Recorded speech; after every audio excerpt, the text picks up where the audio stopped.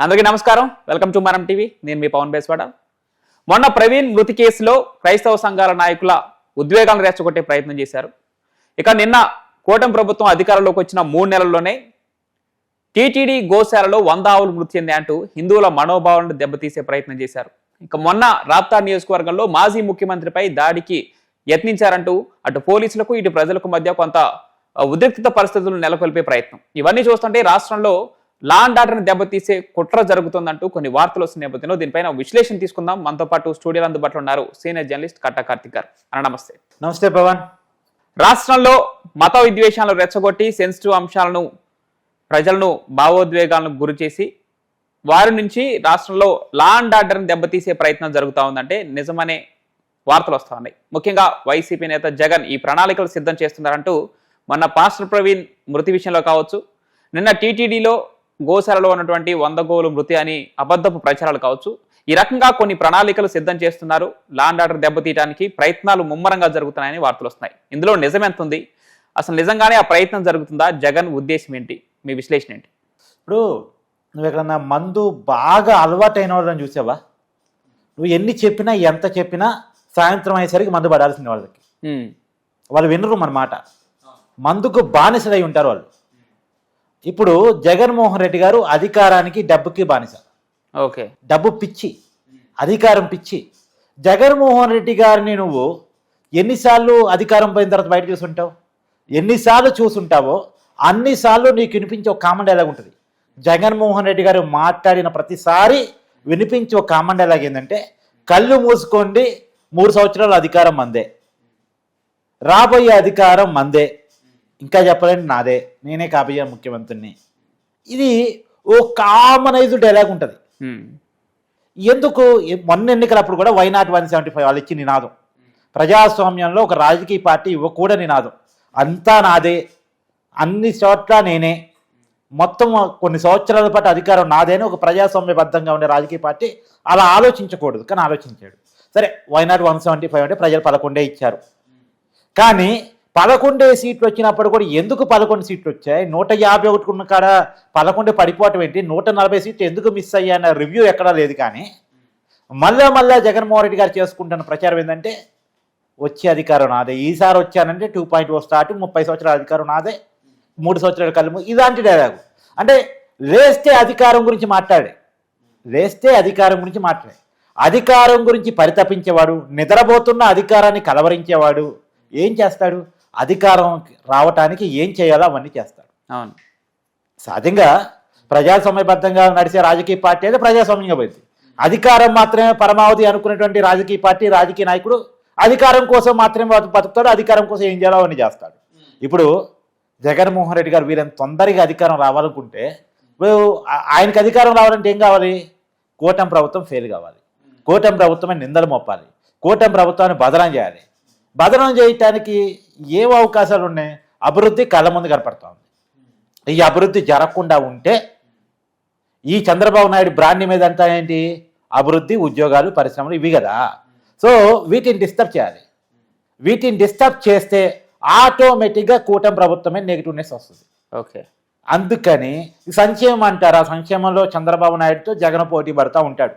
సరే, చంద్రబాబు నాయుడు ఏమో డబ్బులు క్రియేట్ చేసి సంక్షేమం ఇస్తాడు, అది జగన్మోహన్ రెడ్డి అప్పు చేసి సంక్షేమం ఇస్తాడు. జనానికి ఇవన్నీ అవసరం లేదుగా.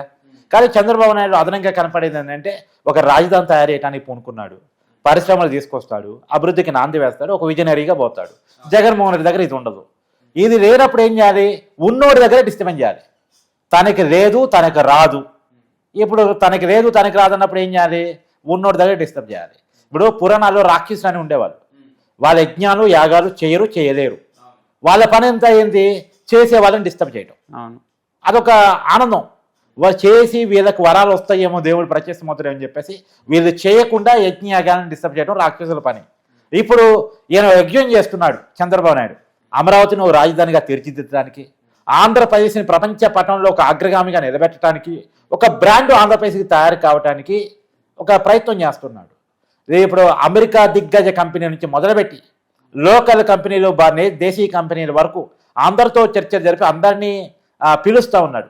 ఇప్పుడు బిల్ గేట్స్ ఉన్నాడు, ప్రపంచ అగ్రగామి పారిశ్రామికవేత్త కదా, ఆయనతో భేటీ అవుతాడు. టెస్లా కోసం ప్రయత్నం చేస్తాడు. ఇది ఒక స్థాయి, ఇది అంతర్జాతీయ స్థాయి. తర్వాత దేశంలో టీసీఎస్ దాన్ని పట్టుకొచ్చి వైజాగ్లో పెట్టిస్తాడు. బిహెచ్ఈఎల్ సెంట్రల్ గవర్నమెంట్ ఇన్స్టిట్యూషన్ దాన్ని తీసుకొచ్చి ఆంధ్రప్రదేశ్ పెట్టి ఈ ప్రయత్నం అంతర్జాతీయ కంపెనీ నుంచి దేశీయ కంపెనీల వరకు ఆంధ్రప్రదేశ్కు ఏ కంపెనీని ఎక్కడ తీసుకురావాలి, ఎలా ఎన్ని ఉద్యోగాలు క్రియేట్ చేయాలి అన్న దాంట్లో చంద్రబాబు గారు తలమునకలైపోతాడు. ఇది కనుక కనపడిందంటే, ప్రజలకి ఇది ఈ రుచి కనుక తెలిసిందంటే జగన్మోహన్ రెడ్డి మళ్ళా అధికారం రాడు. రాకపోగా వైసీపీ భౌత్యం దెబ్బతినిపోయింది. వచ్చేసారి ఎన్నికల్లో కూడా ఇప్పుడు ఎదురైన లాంటి ఓటమే కనుక వైసీపీకి ఎదురైతే వైసీపీగా రాజకీయ పార్టీగా కనుమరుగయ్యే పరిస్థితి ఉంటుంది. ఓకే, ఆ పరిస్థితి నుంచి బయటపడాలంటే కూటమి ప్రభుత్వం యొక్క దీక్షని, యజ్ఞాన్ని ఏదో చేయాలి. మరి పరిశ్రమ అడ్డుకోవాలంటే ఏం చేయాలి? 2-3 మార్గాలు ఉంటాయి. ఒకటి ప్రపంచ బ్యాంకు నిధులిస్తుంది అనుకో, వాళ్ళకి మెయిల్స్ పెడతా ఉంటారు వీళ్ళు, ఆంధ్రప్రదేశ్కి మీరు నిధులు ఇవ్వద్దు, ఆంధ్రప్రదేశ్లో అమరావతి అంతా మునిగిపోయే ప్రాంతం అంతా ఉట్టిదది, ఏముండదు అని చెప్పేసి ఏదో మెయిల్స్ పెడతా ఉంటారు. కానీ మెయిల్స్ పెట్టినా మొదటిసారి అప్పట్లో నమ్మారు ప్రపంచ బ్యాంక్ కూడా, కానీ ఇప్పుడు నమ్మలేదు, నిధులు వచ్చాయి. సరే, పరిశ్రమలు రాకుండా ఏం చేయాలంటే రాష్ట్రంలో శాంతి భద్రతల ఇష్యూ క్రియేట్ చేయాలి, ప్రజల మధ్య ఘర్షణలు క్రియేట్ చేయాలి. వైసీపీ నాయకుడైనటువంటి మాజీ ఎంపీ గోరంట్ల మాధవ్ భాషలో చెప్పాలంటే అంతర్యుద్ధం క్రియేట్ చేయాలి. అంతర్యుద్ధం అంటే ఏంటి?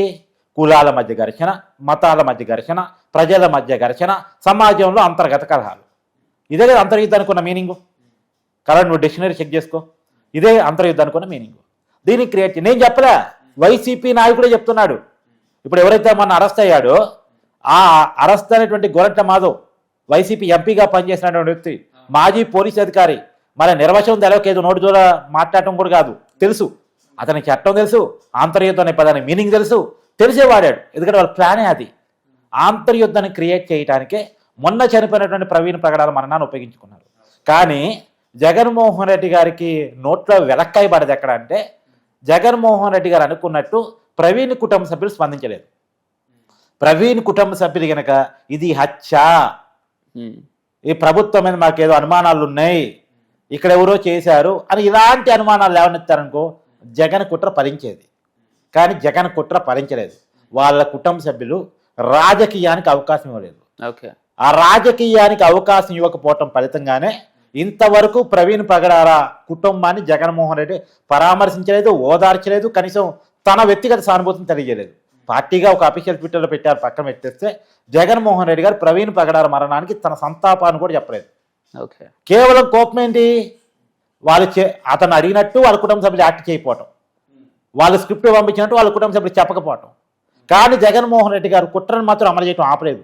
కుటుంబ సభ్యులు అనుమానాలు అనుమానం వ్యక్తం చేయకపోయినా సరే, వీళ్ళు చెప్పినట్టు కుటుంబ సభ్యులు వినకపోయినా సరే, హర్షకుమార్ని ముందు పెట్టి, కేఏపాల్ని ముందు పెట్టి తమ కుట్రను అమలు చేశారు.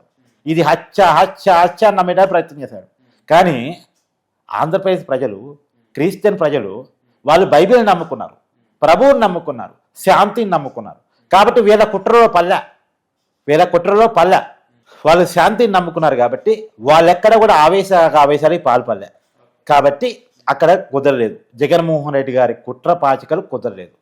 చాలా ప్రయత్నం చేశారు ఇది హత్యాన్ని నమ్మించి ప్రజల మధ్య ఘర్షణ పెట్టడానికి, ప్రత్యేకించి క్రిస్టియన్లకి ముస్లింలకు ఒక పక్క. ఎందుకంటే ముస్లిం అతను గతంలో ఇతను వార్నింగ్ ఇచ్చున్నాడు వీళ్ళకి మతపరమైన గొడవల్లో భాగంగా. తర్వాత హిందువులకి క్రిస్టియన్స్కి ఏదో రకమైనటువంటి చిచ్చు పెట్టాలని చాలా ప్రయత్నం చేశారు. అది వర్కౌట్ కాలే. నెక్స్ట్ స్టెప్ ఏం చేశాడు? సరే, హిందువుల నుంచి కూడా నరుక్కొని వద్దాం, ఇంకో కొమ్మని, ఒక కొమ్మని అటు నరుకుదాం, ఇంకో కొమ్మని ఇటు నరుకుదాం. ఈ కొమ్మ ఏంటి?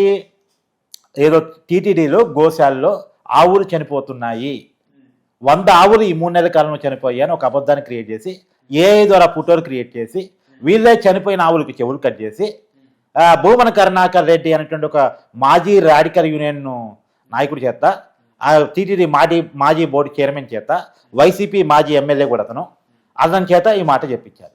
అసలు భూమన కరుణాకర్ రెడ్డి చెప్తే ఎవడో నమ్ముతాడా? ఎందుకు భూమన కరుణాకర్ రెడ్డి చెప్తున్నాడు ఎవడి తెలీదు. ఈ భూమన కరుణాకర్ రెడ్డి, వైవి సుబ్బారెడ్డి అంతకుముందు టీటీడీ బోర్డు చైర్మన్, తర్వాత ధర్మారెడ్డి అనేటువంటి టీటీడీ ఈవోగా, అదనపు ఈవోగా పనిచేసిన వ్యక్తి, ఈ ముగ్గురు కలిసి తిరుమల తిరుపతి దేవస్థానంలో లడ్డూలో నెయ్యి కల్తీ చేశారు. ఈ నెయ్యి కల్తీ కనుక బయట పెడితే హిందువులు ఎప్పుడూ జీవితంలో వైసీపీకి ఓటేరు. కాబట్టి హిందువుల్ని పుల్లబెట్టాలి, కూటమితోటి ఉన్నటువంటి అటాచ్మెంట్ని దెబ్బతీయాలి. అందులో ఈ మధ్యకాలంలో పవన్ కళ్యాణ్ సనాతన ధర్మాన్ని ముందుకెళ్తూ ఉన్నాడు. సో కాబట్టి ఏదేమైనా వాళ్ళు మళ్ళీ ఎక్కడ బాండింగ్ అవుతారు పూర్తిగా కూటమితో అని చెప్పేసి హిందువుల్లో కూటమి పట్ల వ్యతిరేకతను పెంచడానికి, సమాజంలో అల్లరి లేపడానికి ఈ ఆవులు చనిపోతున్నాయి. ఆవు అంటే హిందువులకి చాలా పవిత్రమైనటువంటి జంతువు, జాతి జంతువు. కాబట్టి ఈ ఆవు అంటే ప్రాణప్రదంగా భావించే హిందువుల్లో ఆవులు చనిపోయాయంటే కోపతాపాలు వస్తాయి, ఆవేశాలు వస్తాయి, కూటమి ప్రభుత్వం పట్ల వ్యతిరేకత వస్తుంది, జనం రోడ్ల మీదకి వస్తారు, అల్లర్లు జరుగుతాయి, శాంతి పరిస్థితి క్రియేట్ అవుతుందని చెప్పేసి ఆవుల పేరు చెప్పి రాజకీయం చేశారు. రైట్. కానీ నెయ్యిలో కల్తీ జరిపినటువంటి పార్టీ చెప్పే మాటలు ఎవరు నమ్ముతారా? రెండోది నేను చెప్పదలుచుకున్న పాయింట్ ఏంటంటే, ఇక్కడ టీటీడీలో ఆవులు చనిపోతున్నాయంటే జనం నమ్మలేదు. ప్రవీణ్ ప్రకటనల విషయంలో వీరు చేద్దాం అనుకున్న రాజకీయం కుదరలేదు. హెలికాప్టర్లో ఏదో జగన్కి ఏదో ప్రమాదం పొంచిందంటే జనం పట్టించుకోలేదు. అక్కడ కూడా నీకు విషయం చెప్తున్నా, అక్కడ హెలికాప్టర్ దగ్గర జనం వచ్చారు. అదే జగను రాప్తాని జ్వరం పోయాడు, ఉమ్మడి అనంతపురం జిల్లాలో, ఇప్పుడు సత్యసాయి జిల్లాలో. ఆడ ఎదిన తర్వాత హెలికాప్టర్ దిగిన తర్వాత జనం ఏదో పొలోమని వచ్చారు. ఓకే, వెళ్లే ముందు జగన్ ఆ పరామర్శ మొత్తం అయిపోయి వెళ్లే ముందు జనం హెలికాప్టర్ దగ్గరికి వచ్చారు. జనం ఎందుకు వచ్చారు? వీళ్ళ భాషలో జగన్ చుట్టానికి వచ్చారు.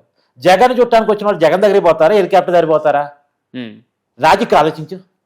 హెలికాప్టర్ దగ్గర పోరుగా జగన్ దగ్గరికి పోతారుగా. జగన్తో చెయ్యి ఇవ్వటమో, సెల్ఫీలు దిగటమో, ఇలాంటి పనులు దిగుతారు. కానీ హెలికాప్టర్ మీద విడివిసీలు ధ్వంసం చేసి తర్వాత అక్కడ ఉన్న పైలట్ బ్యాగ్ లాక్కోవటం, ఇదంతా సిల్లీ థింగ్ కదా. అంటే వైసీపీ కార్యకర్తలు అంటే సైకోలని జగన్మోహన్ రెడ్డి గారు చెప్పదలుచుకున్నారా? మా పార్టీ కార్యకర్తలు అంటే అంతా నాలెక్కనే ఉంటారు, వాళ్ళు దేని ధ్వంసం చేస్తున్నారు, ఎందుకు ధ్వంసం చేస్తున్నారు, దేని మీద పడుతున్నారో, ఎందుకు పడుతున్నారో కూడా తెలియదు, మా వాళ్ళకి అట్లా అలవాటు చేశాను నేను మా పార్టీని అని చెప్పేసి ఆమె చెప్పదలుచుకున్నారా? ఏనుకున్న నేచర్ని పార్టీకి బుయ్యదలుచుకున్నారా? ఏమో మనకు తెలియదు. కానీ మొత్తంగా మాత్రం ఒకటి చూసినప్పుడు, ఈ డాట్స్ అన్ని కలెక్ట్ చేసినప్పుడు, ప్రవీణ్ డాట్, తర్వాత టీటీడీ డాట్, తర్వాత హెలికాప్టర్ డాట్, ఈ డాట్స్ అన్ని కలెక్ట్ చేసినప్పుడు మనకు అర్థమయ్యేది ఏంటంటే, జగన్మోహన్ రెడ్డి రాష్ట్రంలో అల్లర్లు చేయడానికి కుట్ర చేస్తున్నాడు, రాష్ట్రాన్ని తగలబెట్టాలనే ఆలోచనలో ఉన్నాడు. రాష్ట్రాన్ని తగలబెట్టడం ద్వారా రాబోయేటువంటి కంపెనీ రాకుండా చేయాలి, పిల్లగాళ్ళకు వచ్చే ఉద్యోగాలు లేకుండా చేయాలి, విజన్ని దెబ్బతీయాలి. ఒకప్పుడు యజ్ఞ యాగాదులు చేసేటువంటి ఋషులని ఇబ్బంది పెట్టడానికి రాక్షసులు ఏ రకమైన ప్రయత్నం చేసేవాళ్ళు, ఇప్పుడు ఆ ప్రయత్నాన్ని చేయాలి. ఒక ఋషిలా ఒక యజ్ఞాన్ని తలపెట్టి రాష్ట్రాన్ని ఒక బ్రాండింగ్గా తయారు చేస్తున్నటువంటి ఈ యజ్ఞాన్ని దెబ్బతీయాలి అనే కారణం చేత జగన్మోహన్ రెడ్డి చేస్తున్న ప్రయత్నంగా ఒకటి చూస్తే మనకు అనిపిస్తుంది. థ్యాంక్ యూ సో మచ్ అన్న.